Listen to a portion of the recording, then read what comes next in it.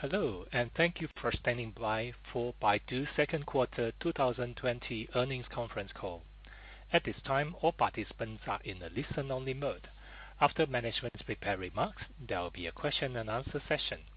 Today's conference is being recorded. If you have any objections, you may disconnect at this time.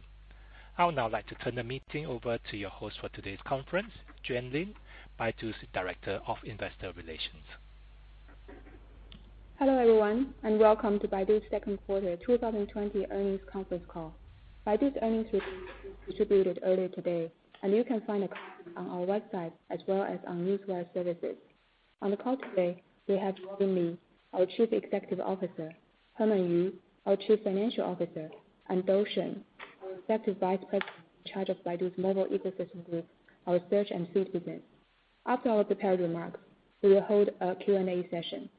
Please note that the session today will contain forward-looking statements made under the Safe Harbor provisions of the U.S. Private Securities Litigation Reform Act of 1995. Forward-looking statements are subject to risks and uncertainties that may cause actual results to differ materially from our current expectations. Potential risks and uncertainties include but are not limited to those outlined in our public filings with the SEC, including our annual report on Form 20-F. Baidu does not undertake any obligation to update any forward-looking statements except as required under applicable law. Our earnings press release and this call include discussions of certain unaudited non-GAAP financial measures. We have made minor adjustments to our non-GAAP measures and retroactively apply these changes for comparison purposes. Our press release contains a reconciliation of the unaudited non-GAAP measures to the unaudited most directly comparable GAAP measures and is available on our IR website at ir.baidu.com. As a reminder, this conference is being recorded. In addition, a webcast of this conference call will also be available on Baidu's IR website. I will now turn the call over to our CEO, Robin. Hello, everyone.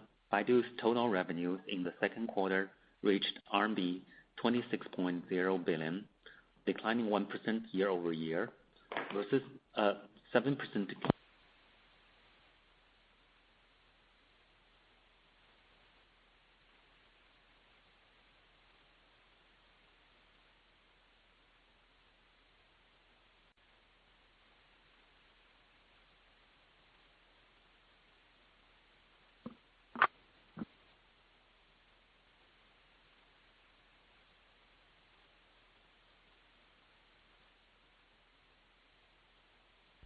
Excuse me, presenter.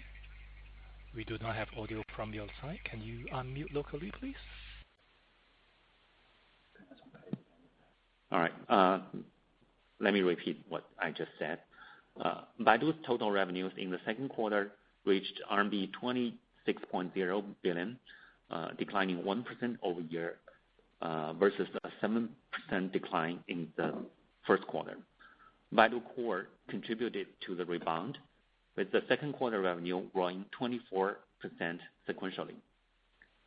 Baidu Core's online marketing services has demonstrated steady improvement since the trough in February, with encouraging recovery across many industries. The second quarter, however, was also met with temporary setbacks, such as new waves of COVID-19 cases appearing in Beijing and other areas of China, where level 2 pandemic precautionary measures were again put in place. Fast forward to later half of July, the situation has been improving since then, as COVID-19 cases subside. This positive moves forward, coupled with some temporary setbacks, leave us cautiously optimistic about the business climate into the second half. While COVID-19 geopolitical tension and other phenomena plaguing the economy may continue to bring about hiccups, the opportunities that AI has presented us are getting more exciting. Our foray into in-app search 3 years ago is proving to redefine how content and services are consumed and allow Baidu to be a competitive force to enable long-tail SMEs to do business online. more than 2/3 of Baidu app users are logging in daily, which not only demonstrates user stickiness, but also indicates greater sense of identity and belonging on Baidu of users. The CPM gap between Baidu app and union traffic continues to widen. In-app revenue makes up the majority of search and feed revenue, and daily in-app search queries outgrowing the total search market in China. Traditional search through a browser directs users away from Baidu, whereas in-app search aggregates third-party content and services onto our platform for a unique closed-loop experience. Users come to Baidu to form relationships with merchants through follow, messaging, live video, shop, and so on. With users remaining on Baidu after the landing page, we are in a better position to improve user insight and provide superior user experience, such as verifying the merchants, monitoring the content and services on Baidu for better quality, strengthening Baidu's vertical and community offerings, and enabling users to follow, interact, and transact with merchants. From the merchant's perspective, our customers no longer rely on Baidu only for traffic. They are able to build a fan base through our building blocks of BJH accounts, Smart Mini Program, and Manage Page, and increase interaction with their fan base through live videos, coupon giveaways, and closed-loop transactions, and leverage our marketing services platform for conversion improvement, look-alike targeting, and repeat purchases. Baidu's value proposition, extending from selling traffic to also provide marketing cloud services to empower merchants' consumer relationship management capabilities, makes us more competitive by leveraging Baidu's AI and cloud capabilities. The increasing liveliness of our users, their participation in live broadcasting, e-commerce, and other activities provides Baidu an opportunity to leverage our existing traffic to move beyond marketing services into membership, online games, and other revenue streams.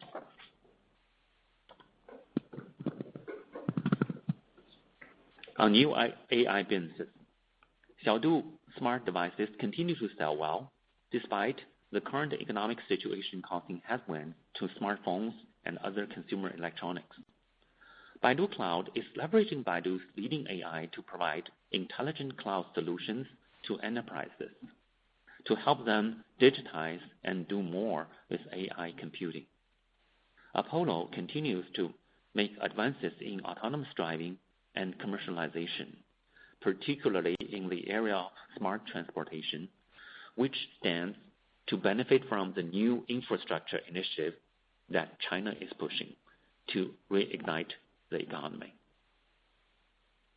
iQIYI weathered another COVID-19 impacted quarter with positive growth year-over-year, reinforcing the belief that online entertainment can fare well in difficult economic times. Let's begin Baidu's second quarter review with MEG. Baidu app DAUs reached 204 million in June. MAUs were over 500 million, which puts Baidu app in an elite class of top 6 apps in China, ahead of Douyin, Kuaishou, Weibo, and other feed apps, according to QuestMobile.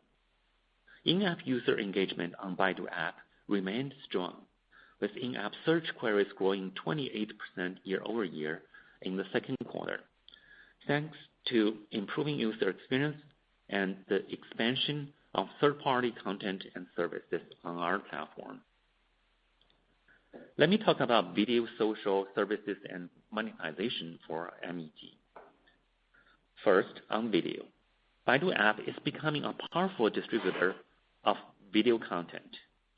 Video consumption from search increased 81% year-over-year, and video make up about 70% of the feed consumed.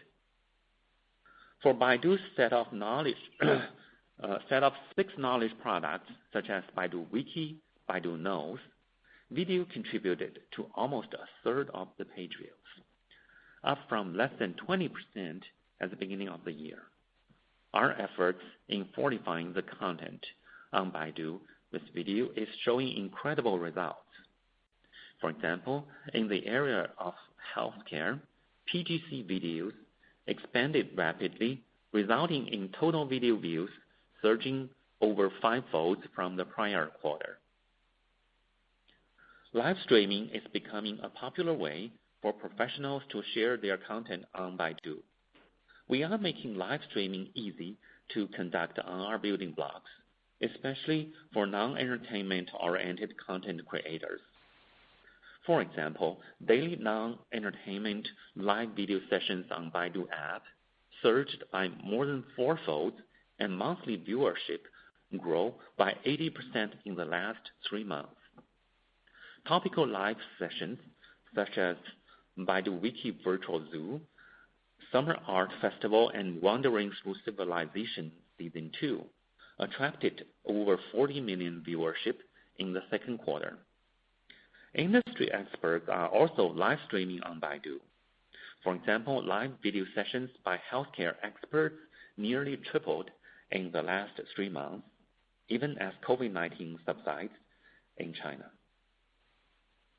Second, on social, we're making it easier for users to interact with content creators and service providers on Baidu through our building blocks. The versatility of Baidu building blocks allows our users, for example, to leave comments on their search results, to interact with content creators, or with others who are interested in the same content, in essence, building topical communities. Users can follow the content creators for future informational updates. We recently integrated BGH accounts with Baidu Knowledge products, and interactions between users and content creators within Baidu Knowledge products increased 78% in the last 3 months. Third, on services. In the second quarter, we added service centers in Baidu app, which allows users to access services from a wide range of merchants and government organizations through a single sign-on and keep track of their transactions with various service providers through our My Wallet and My Message Center. Through My Service Center, users can perform a host of third-party services, such as buying tickets for tourist destinations and train rides, making reservations for restaurants and car repairs, checking express delivery status, and paying utility bills, all in Baidu app without having to download the host apps. Baidu's service offerings will continue to expand as new players join our Smart Mini Program network. Fourth, on monetization. Despite tough macro environment in the first half of this year, Baidu app revenue grew both in Q1 and in Q2.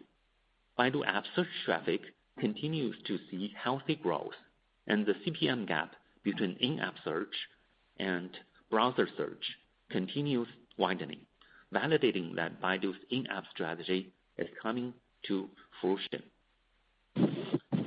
On the CRM side, when customers buy traffic from Baidu, they can log into our Marketing Cloud platform, which is upgraded regularly with new features, tools, and technology advances to help them improve ad conversion.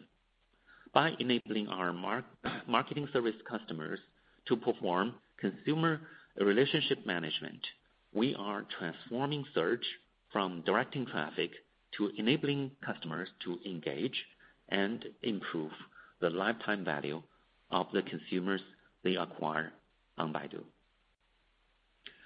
Let me talk about how our building blocks is making verticals and communities more compelling.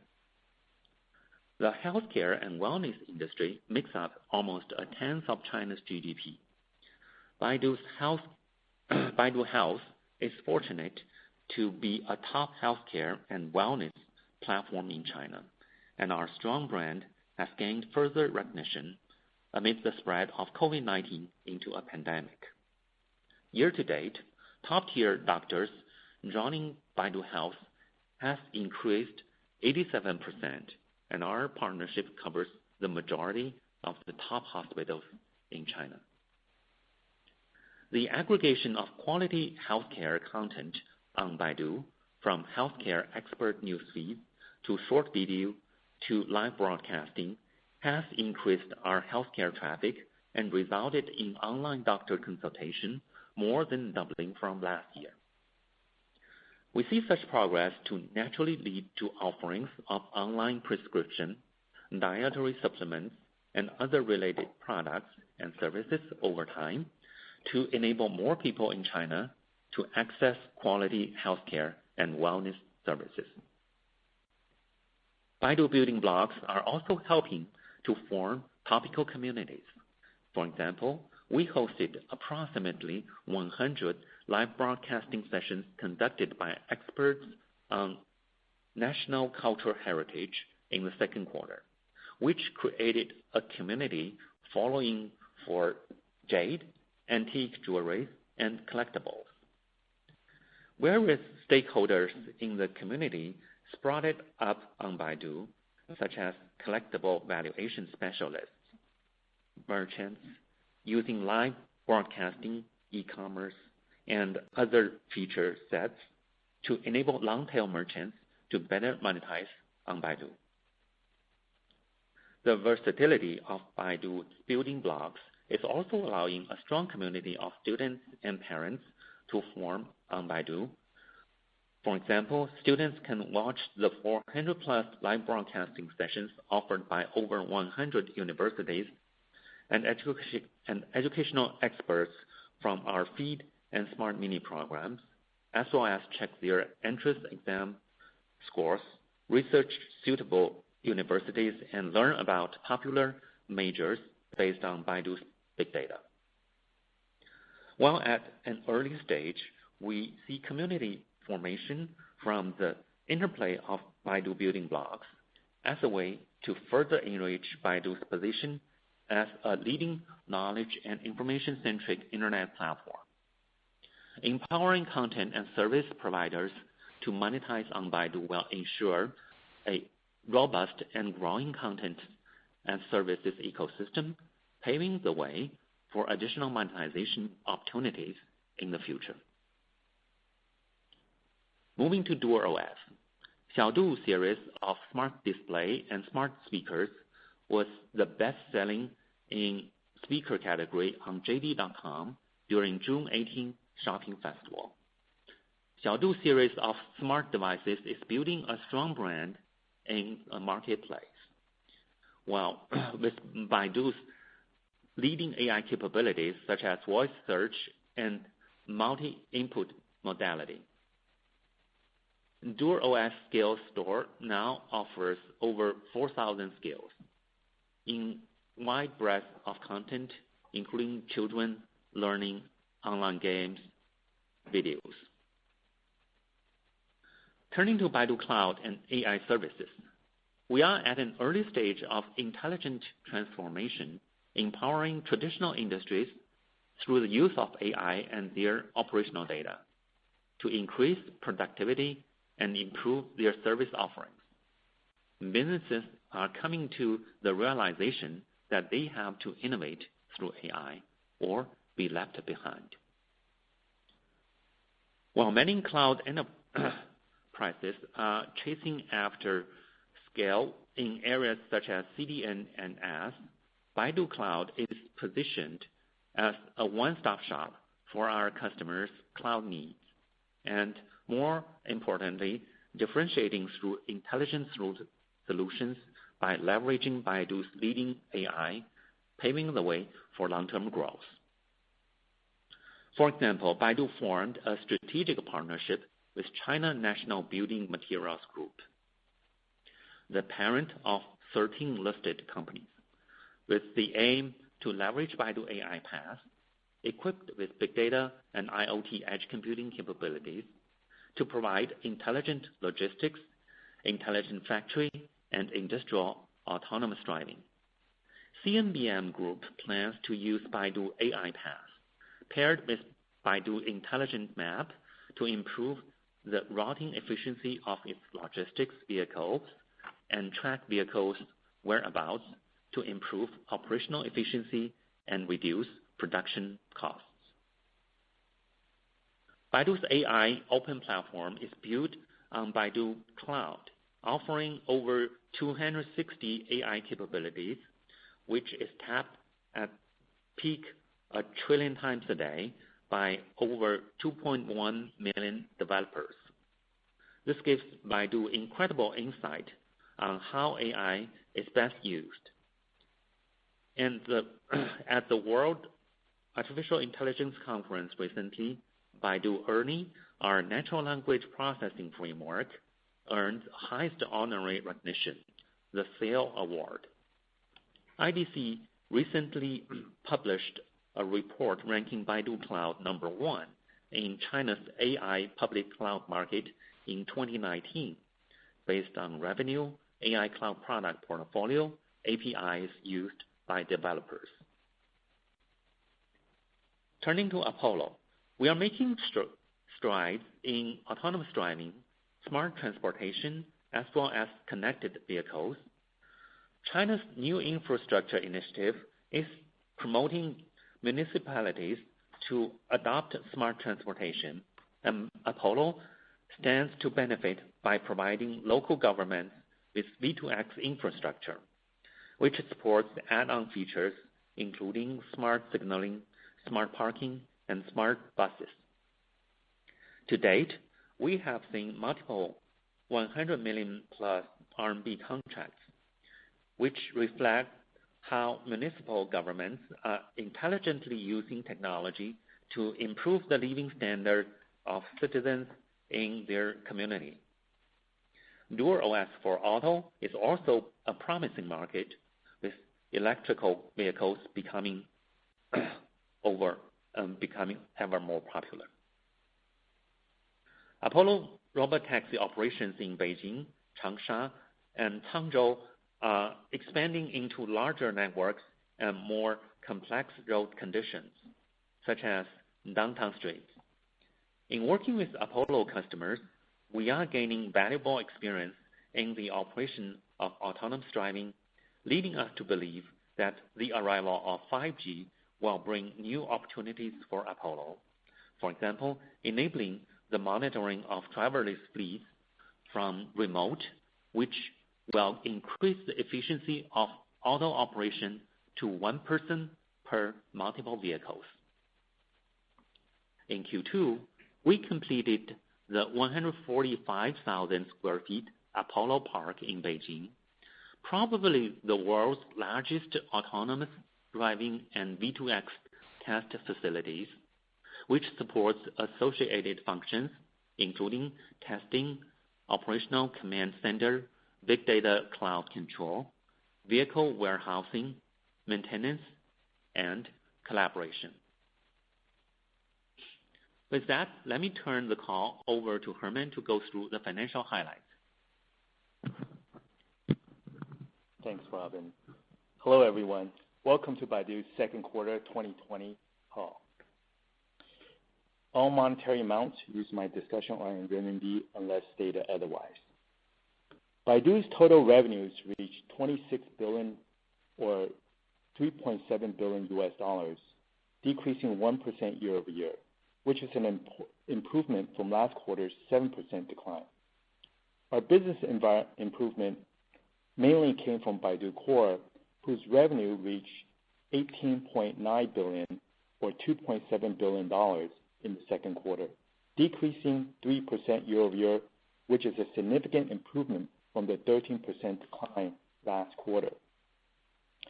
Travel, financial services, franchising, healthcare, and auto underperformed in the second quarter, though we are seeing a meaningful recovery in healthcare and franchising, along with real estate and machinery.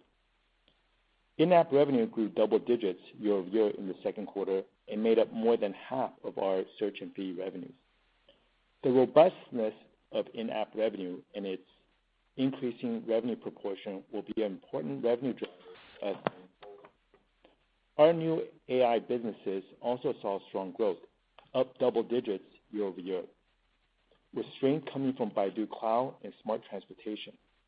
Cloud revenue reached 2 billion RMB in the second quarter, and we expect cloud and smart transportation to be important revenue drivers for us going forward. iQIYI revenue reached 7.8 billion, up 4% year-over-year. iQIYI subscribers reached 104.9 million, and its membership was up 19% year-over-year. iQIYI's ad business was down 28% year-over-year, impacted by the challenging macro environment and the delayed releases of top hits. Non-GAAP cost of revenues was 12.9 billion, down 19% year-over-year, primarily due to a decrease in traffic acquisition costs, sales tax and surcharges, and cost of goods sold. Traffic acquisition costs decreased primarily due to a double-digit decline in TAC revenue. Our strategy on TAC continues to be optimizing profit rather than growing TAC revenue at a loss. Non-GAAP SG&A expenses were 3.9 billion, down 18% year-over-year, primarily due to less channel spending, promotion and marketing, and to a lesser extent, a decrease in personnel-related expenses. Non-GAAP R&D expenses were 3.7 billion, down 2% year-over-year. Non-GAAP operating income for Baidu was 5.6 billion, up 187% year-over-year. Non-GAAP operating income for Baidu Core was 6.5 billion, or $917 million, up 86% year-over-year. Non-GAAP operating margin for Baidu Core was 34%, up 16 points from last year. Adjusted EBITDA was 7.0 billion, or 7 billion, up 109% year-over-year, and adjusted EBITDA for Baidu Core was 7.8 billion, or $1.1 billion, up 63% year-over-year. And adjusted EBITDA margin for Baidu Core was 41%, up 17 points from last year. As of June 30th, 2020, cash and short-term investments were 154.1 billion, and cash and short-term investments for Baidu Core were 144.6 billion, or $20.5 billion. Free cash flow was 7.3 billion, and free cash flow for Baidu Core was 8.8 billion, or $1.2 billion. Baidu Core had approximately 29,300 full-time equivalents as of June, down 2% from last year. During the second quarter, we returned $540 million to shareholders under the 2020 stock repurchase program. And cumulatively, over the last 2 years, we purchased approximately $1.9 billion. Our board recently approved a change to our 2020 share repurchase plan, increasing the buyback of $1 billion to $3 billion, which is effective through the end of 2020. Turning to third quarter guidance, we expect total revenue to be between 26.3 billion and 28.7 billion, representing a growth rate of -6% to 2% year-over-year. Our guidance assumes Baidu Core will grow between -7% and +3% year-over-year. These forecasts are our current and preliminary view, which is subject to substantial uncertainty. Before I turn the call to the operator, let me summarize our second quarter achievements. Our strategy to strengthen Baidu's mobile ecosystem through our building blocks and marketing cloud platform is bearing fruit. More than 2/3 of Baidu app users are logging in daily. In-app search queries continue to grow above 20% year-over-year, and CPM in in-app search continues to widen against traditional browser search. Content and services are expanding at an incredible rate on Baidu. Baijiahao Content Network now holds 3.4 million publisher accounts, up 52% year-over-year, and the number of smart mini programs joining Baidu Network grew over 5-fold from last year. The increase in services, along with improved social, video, and monetization feature sets, live streaming, shopping, is making Baidu platform more lively and interactive, and more conducive to doing business for long-tail SMEs. Verticals and communities are forming, which further enhances closed-loop transactions and down the marketing funnel opportunities in the future. In-app revenue is growing double digits, making up a majority of search and fee revenues.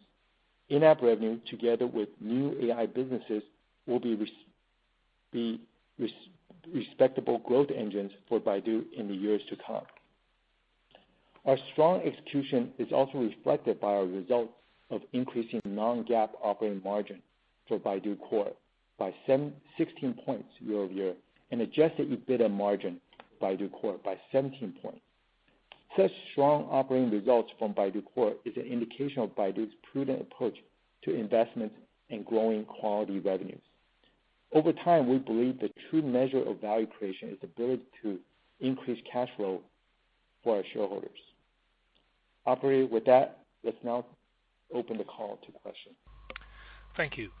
Ladies and gentlemen, we will now begin the question and answer session. If you wish to ask a question, please press star 1 on your telephone and wait for a name to be announced. If you wish to cancel a request, please press the pound or hash key. Participants are requested to restrict one question at each time. First question comes from the line of Piyush from Goldman. Please go ahead. Thank you, Robin, Herman, for taking my question. I really have one question centered around how your business has been recovering into the third quarter. You mentioned, Herman, that medical had started to come into its own, which is very encouraging. Could you give us a sense of what percentage or some scale of how much it's come back and how much further we can expect it to come back in the coming quarters based on the guidance you set for 3Q? And related to the guidance and the medical is, you talked about some of the other verticals where you're in the earlier stage of recovery. Could you give us a feel for how long that might take to come back, and essentially give us a feel for how the broader economy has been performing? And I know you said one question only, but there is a pronounced improvement in your gross margin in 2Q over the first quarter and versus the past. Is that and the gains you're seeing at the operating profit level sustainable? Thank you. Hi, Piyush. Wow, that's a mouthful of questions here. Let me see what I can do. With regards to healthcare, as I mentioned, when you look at it on a year-over-year basis, we're still down significantly, double digits. But when you look at how we're recovering on a sequential basis, we've come back pretty significantly. And we expect at this current rate, healthcare should probably be as good as last year, probably sometime in Q3, given the current trajectory. We're also seeing several other verticals at the same trend. And that's why when you look at our guidance in Q3, you're seeing us, doing better on a year-over-year basis than Q2, and Q2 is, assuming we hit midpoint, and then Q2, is much better than Q1. So I think on a whole, the trend is right. And as I mentioned in the prepared remarks, given that it's COVID-19 pandemic, we have seen, a second wave coming back to Beijing. So the assumption here is that we will continue to have smooth sailing, and that we don't have further waves to disrupt the economy, because part of our business, relies on the fact that stores need to be open, so they'll come to Baidu to buy traffic to their stores. With regards to our gross margin and our operating margin, I think that you can probably expect the savings that we had in the last few quarters. As we talked about this last year in May, we promised you that we would go through our operations and actually go through and look at where should we put our investment and place our investment that would have higher ROIs. We followed through 6 months after that, and you saw starting from Q4 last year that we had a pretty lean P&L. And we've been going through with this strategy in Q1 and again in Q2, so you should expect us to continue into Q3 and Q4. I would say that part of Q2 cost structure, though, is the fact that several things to look at. For example, sales and marketing.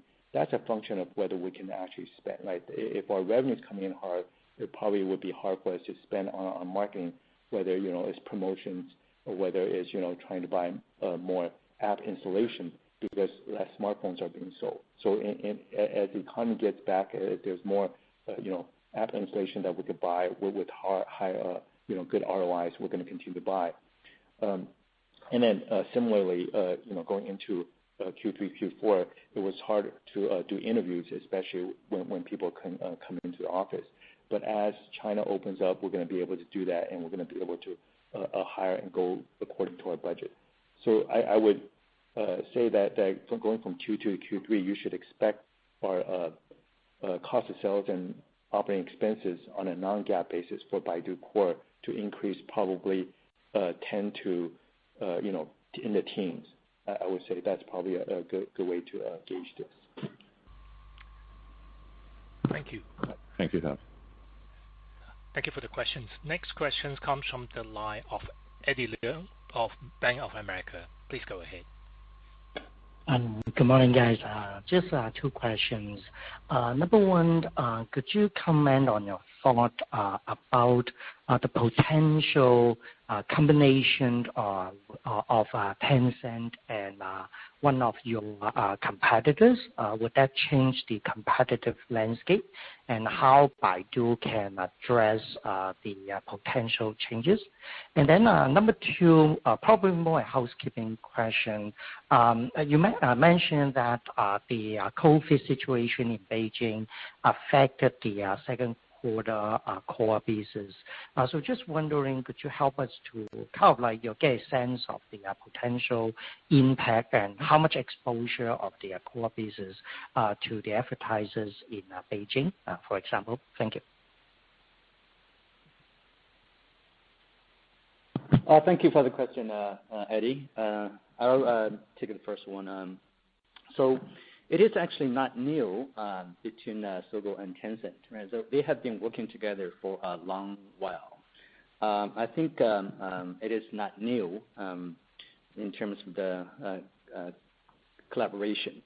So actually, in the mobile era, so users usually remember each app by its key feature, and Baidu app clearly has established the brand as the number 1 general search engine. So I think such brand awareness is very hard to duplicate.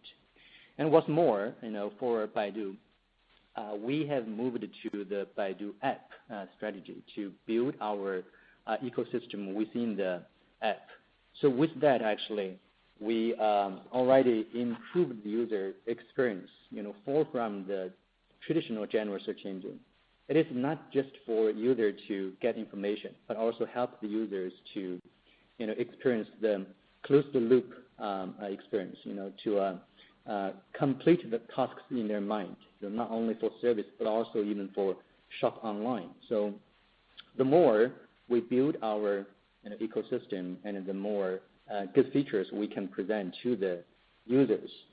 So with that, I think Baidu will keep leading the innovation in the search market and keep doing well. Let me add to what Dou just said. Eddie, so it's important to understand the different product positioning, right? When you have, for example, WeChat is a social network. So the purpose of social network is to get people together, right? You try to connect people with other people that are known.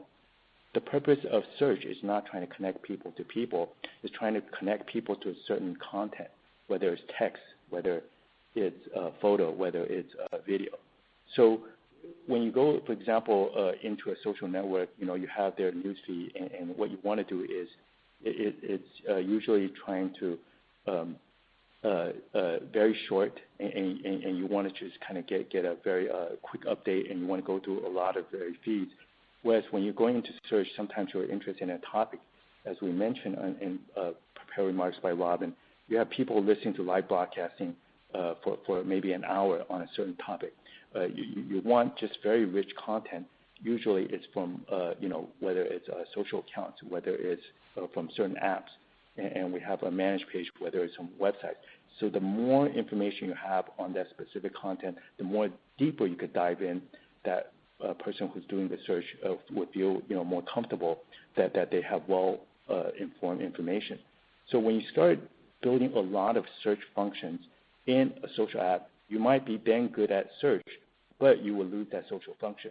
So it's a question of whether Tencent wants to make their social product more search-oriented and search-centric and less social. Because if they start doing that, then they leave the door open for someone to build a better search product.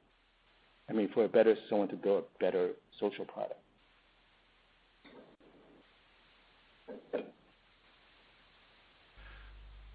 And then exposure to Beijing, perhaps. Yeah, the exposure from Beijing, it's not very significant to our overall revenue, but it will have some because some of our advertisers are in the north part of China.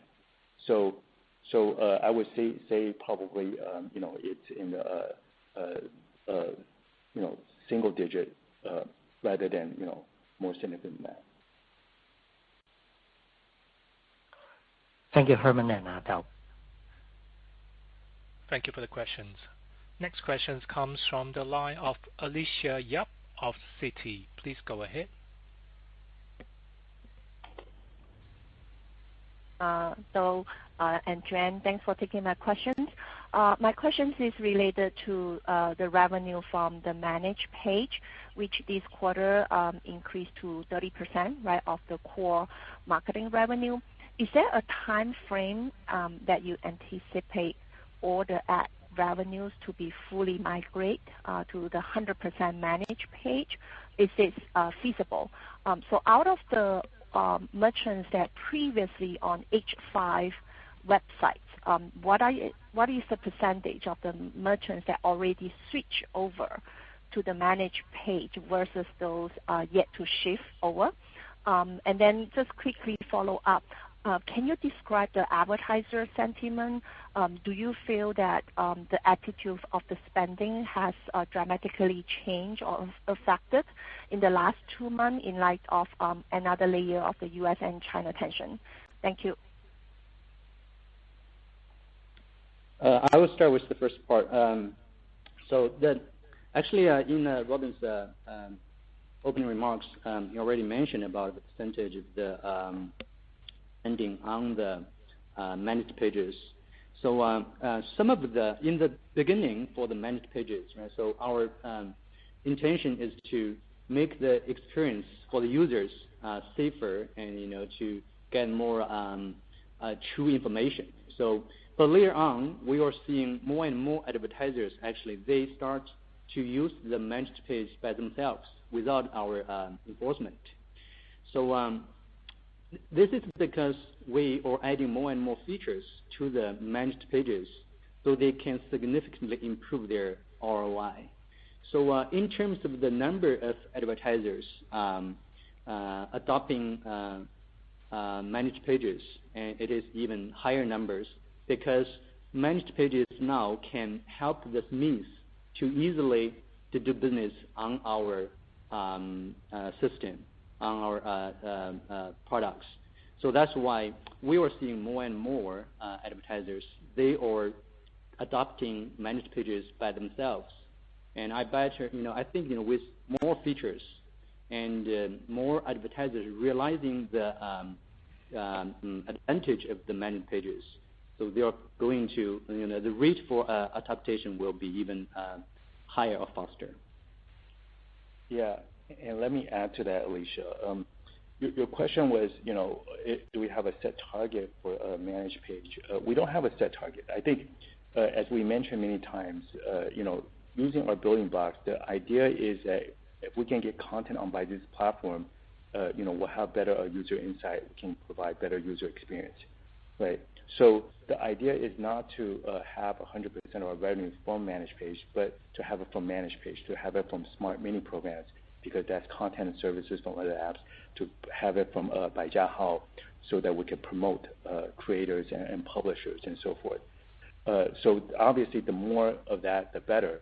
But because we are a search engine, we're an open app, we want to also be able to search content that's not on our platform, so you have the World Wide Web. So I think that the goal is trying to have as much of the World Wide Web on our platform so that we can improve user experience, not just on managed page. And we're seeing a lot of content coming over to Baidu platform since we've been focusing on this, strengthening our mobile ecosystem. With regards to advertiser sentiment on geopolitical tension, we think that currently our advertisers' sentiment is more a function of the economy in China. It's more of a function of the kind of policies we have allowing people to actually go to the stores, the shops, outside and so forth. So as China opens up more, as people are more free to run about, I think our business will come back. I don't think right now geopolitical tension has a meaningful impact on our business so far. Mm-hmm. Thank you, Herman. Thank you, Dou. Thank you. Thank you for the questions. Next question comes from the line of James Lee of Mizuho. Please go ahead. Great. Thanks for taking my questions. Herman, I was wondering maybe you can comment on the Baidu app DAU decline sequentially. Is it more due to suspension of your app, or is it more people returning back to work here? And just curious, are you taking any initiatives to drive DAU growth in the second half, or do you feel you have the critical mass at this point in time? And also, secondly, regarding to SEC inquiry on iQIYI and its independent review, and just curious, how involved is the Baidu management in this process, and especially on the internal review side, such as selecting the advisor here to make sure it's a credible and impartial process for this important matter. Thanks. Okay. James, let me answer the first question. I'll answer in part, and then I'll turn over to Dou to answer the second part, which is how do we improve our DAU growth and so forth. So as you know, China was hit hard with COVID-19 in first quarter. I think we came to probably the trough of our economy, and people were very stringent with social distancing in February, and even going into March, people were social distancing, and you could see that throughout China. So a lot of stores did not open up and so forth. So a lot of people were staying home. You didn't have schools open. So when you compare that, our DAUs is reported in the third month of each quarter. So when you compare March to June, obviously in June, you see a lot of places in China opening up, a lot of stores opening up. You see some of the schools, opening up.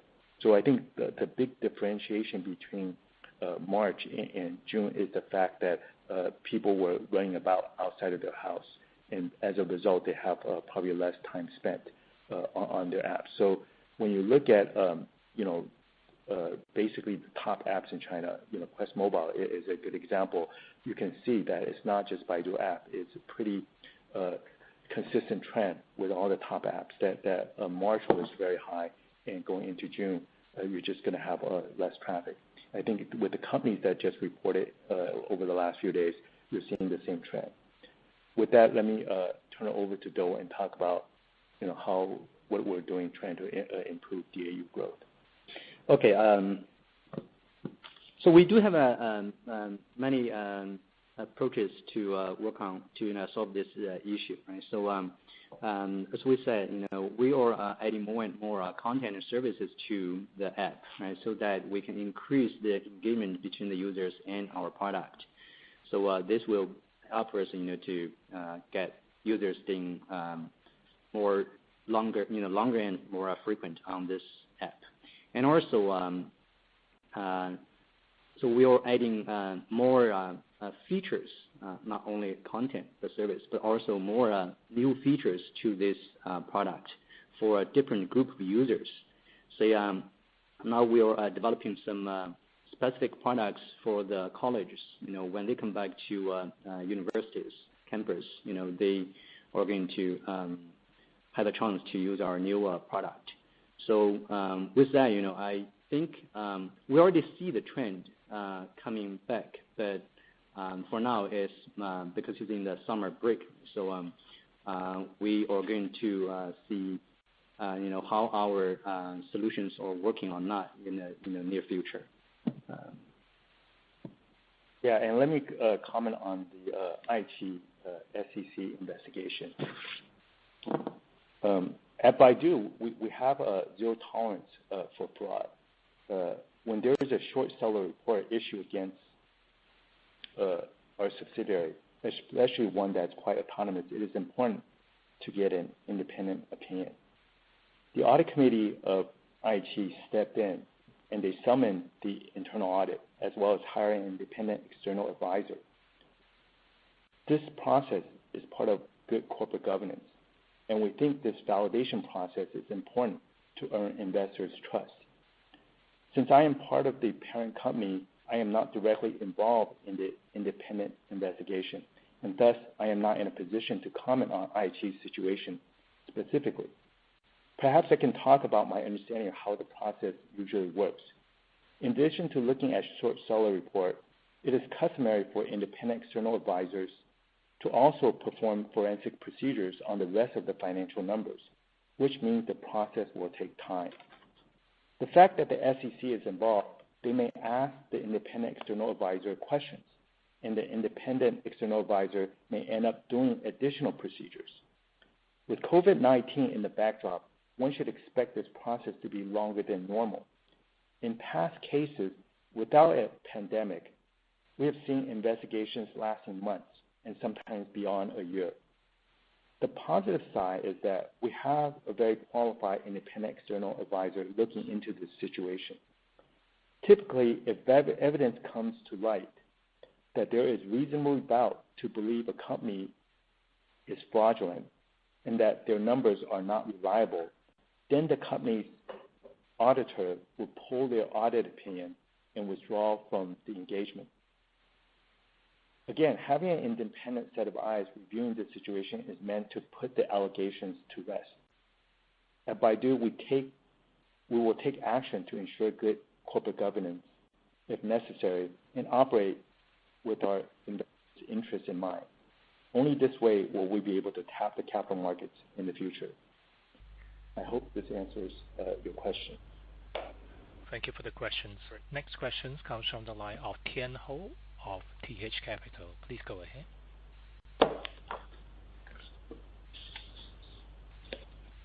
TH Capital, your line is now open. Please ask your question. I'm sorry, I have to move on to the next questions from Gregory Zhao from Barclays. Please go ahead. Hi, good morning, management. Thanks for taking my question. My first one is about your non-marketing or non-advertising services. So as mentioned in the press release, your AI, your cloud-related business, as well as the smart transportation, become important revenue driver in the quarter. So in the future, so let's say a 5-year or 3-year horizon, do you think this a non-advertising business revenue can be kind of possible to exceed your current advertising revenue someday? And a quick follow-up for your share repurchasing. So the amount was raised from $1 billion to $3 billion. I know you have very rich onshore cash position in RMB, and you also recently finished the $1 billion debt offering. So do you have plan to convert as more RMB into US dollar for the buyback, or issuing more debt or other methods to raise money for the buyback? Thank you. Hi, Greg. Thanks for your questions. With regards to how significant our non-AI businesses or non-ad business can be, I think what it will do is it will become an important growth driver for us. As you can see, our Baidu Core's non-advertising piece is getting bigger and bigger. It's pretty significant now. And because of the size that we think there's potential to be really helping drive the overall growth of our business. And we talked about in my prepared remarks that just the cloud business alone, we're talking about 2 billion RMB this quarter. Obviously, when you add on the other businesses such as the Xiaodu speakers, you're talking about smart transportation and so forth, the size is bigger than that. With regards to our share purchase program, where we expand from $1 billion to $3 billion US, we have several ways of getting US dollars. Obviously, we just raised a bond earlier this year, $1 billion US. We also can do several things, as you mentioned. One is to convert renminbi into USD, and obviously we'll take advantage of that when the opportunity arrives. The second thing we can also do is sell down our investments, and we've been steadily doing that. We look at the current market prices and so forth, and then we look at our cash needs, US dollar cash needs, and we'll sell our investment down as appropriate if we feel like there's no strategic need for previous investments.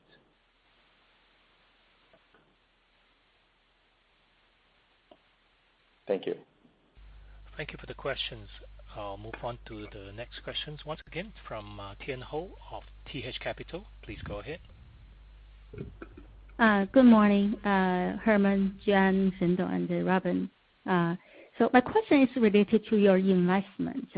So if I look at your business, we can literally separate them as one part is consumer facing. Let's say your 3 building blocks, and the other part is business facing, like your cloud, AI, Apollo. So I can imagine each of those area you can do a great deal. So what's the plan? What's your investment plan in the second half or next year? And if you have to rank them, what is your priority list? Thank you.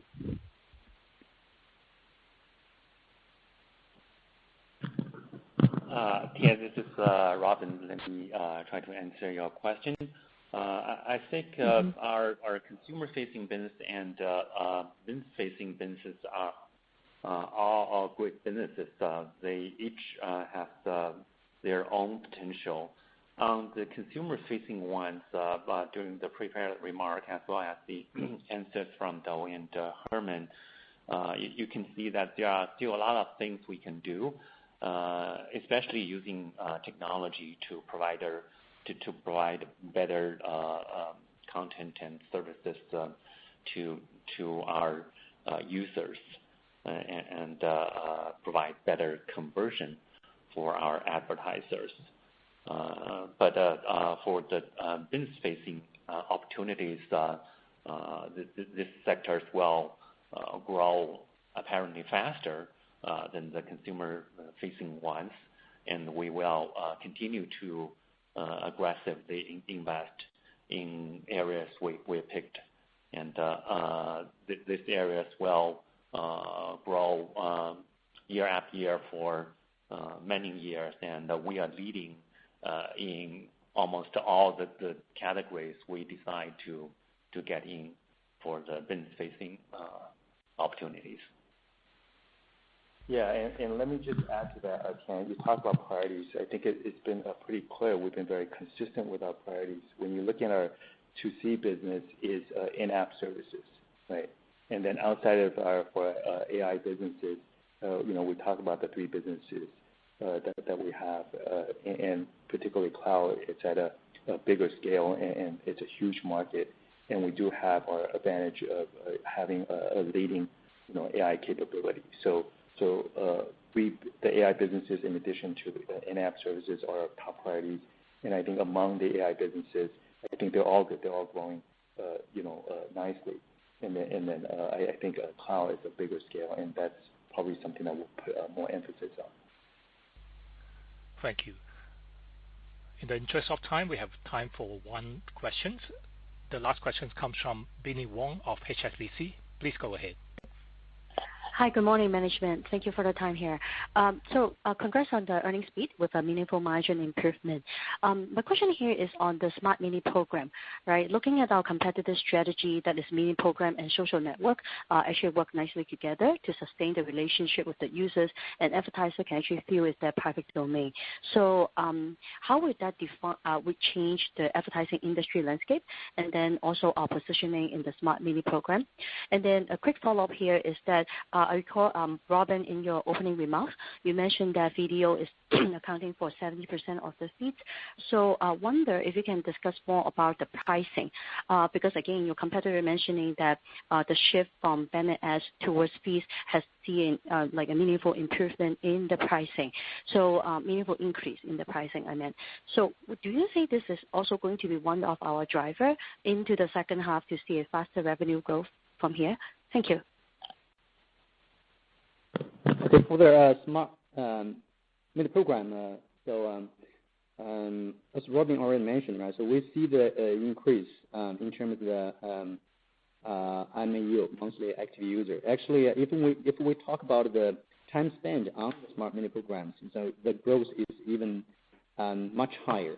So it means that Smart Mini Programs is leading to heavy engagement between the users and the service providers. So we already see, the numbers of transactions through the mini programs, and also the budget dollars, using Smart Mini Program as the landing page for their campaigns, and also, the amount of the transactions. In terms of the GMVs, it's also growing. So we see pretty good trend for the Smart Mini Programs in our ecosystem. And all this happens because it is, providing, better user experience to users. And it's a good way to connect with users and its service providers. So later on, we are going to share more information and data about the, Smart Mini Programs. And then with that, I would turn to Robin for a second. Yeah, on the video content for advertisers, it's also very effective for our advertisers as well as the users. Ad video, just a video ad.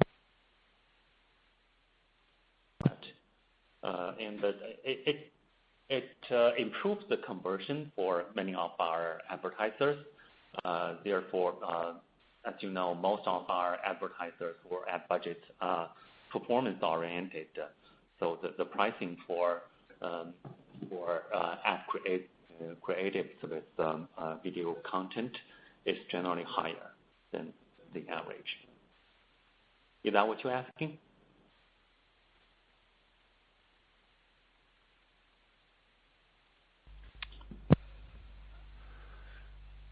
Thank you, Venison, for the reply. Binnie, do you have anything to add? Oh, yes. I was just asking, is that in terms of the pricing, because we are seeing more video advertising. So thank you for the color on the conversion. But what about on the pricing side? Do you think we can also charge higher pricing with the video ads on the eCPM side from like traditional, like say banner ads, and then that should help us to be another like the growth driver into second half? Yeah, the simple answer is yes, because the advertisers are mostly performance driven. When we can improve the conversion through video or through other means, the pricing will follow. Thank you very much, management, for the answers. Ladies and gentlemen, that does conclude our conference for today. Thank you for your participation. You may now disconnect your lines.